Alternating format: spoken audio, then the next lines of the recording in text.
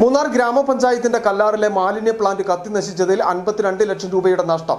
Plant കത്തിനശിച്ചതോടെ ഇന്നലെ മുതൽ നടത്താനിരുന്ന സ്പെഷ്യൽ ക്ലീനിംഗ് ഡ്രൈവ് മാറ്റിവെച്ചു. അതേസമയം തീപിടുത്തം മനുഷ്യനിർമ്മിതമാണെന്ന ആരോപണവുമായി പ്രതിപക്ഷ അംഗങ്ങളും രംഗത്തെത്തി. മാലിന്യ സംസ്കരണ പ്ലാന്റ് കത്തിനശിച്ചതിനെ തുടർന്ന് ഇന്നലെ മുതൽ നടത്താനിരുന്ന സ്പെഷ്യൽ ക്ലീനിംഗ് ഡ്രൈവ് മാറ്റിവെച്ചു. പ്ലാന്റ് കത്തിയതുമായി ബന്ധപ്പെട്ട അട്ടിമറി സാധ്യത സംബന്ധിച്ച പോലീസിന്റെ അന്വേഷണം നടക്കുന്നതിനാലാണ് അനിശ്ചിതകാലത്തേക്ക് ക്ലീനിംഗ് ഡ്രൈവ് മാറ്റിവെച്ചത്. പ്ലാന്റിന്റെ തീപിടുത്തം സംബന്ധിച്ച കാര്യങ്ങൾ വിശദീകരിക്കുന്നതിന് ഇന്നലെ വിളിച്ചു ചേർത്ത പഞ്ചായത്ത് കമ്മിറ്റിയിലാണ് പ്രസിഡന്റ് എസ് വിജയകുമാർ ഇക്കാര്യം വ്യക്തമാക്കിയത്. മൂന്നാർ പഞ്ചായത്തിന്റെ ഉടമസ്ഥതയിലുള്ള കല്ലാറിലെ പ്ലാന്റാണ് കഴിഞ്ഞ ദിവസം തീപിടുത്തമുണ്ടായി കത്തിനശിച്ചത്. 52 ലക്ഷം രൂപയുടെ നാശനഷ്ടമുണ്ടായതായി പഞ്ചായത്ത് അസിസ്റ്റന്റ് എഞ്ചിനീയർ ഇന്നലെ സെക്രട്ടറിക്ക് റിപ്പോർട്ടും നൽകി.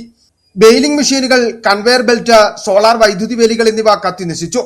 പ്ലാന്റ് സ്ഥിതി ചെയ്യുന്ന കെട്ടിടം ഭാഗികമായി കത്തിനശിച്ചിട്ടുണ്ട്. കെട്ടിടം അപകടാവസ്ഥയിലാണെന്നും റിപ്പോർട്ടിൽ വ്യക്തമാക്കുന്നു.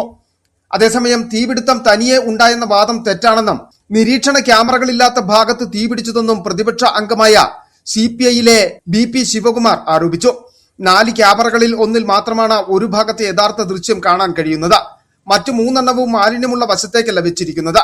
പതിറ്റാണ്ടുകളായി കുന്നുകൂടി കിടക്കുന്ന പ്ലാസ്റ്റിക് മാലിന്യങ്ങൾ നീക്കം ചെയ്യുന്നതുമായി ബന്ധപ്പെട്ട അഴിമതി മറയ്ക്കാനാണ് മനഃപൂർവ്വം തീയിട്ടെന്നും മസാജ് സെന്ററുകളിൽ നിന്നുള്ള കുഴമ്പുകളിൽ നിന്നാണ് തീ പടർന്നെന്ന വിശദീകരണം തെറ്റാണെന്നും പ്രതിപക്ഷം ആരോപിക്കുന്നു. City vision, Munnar.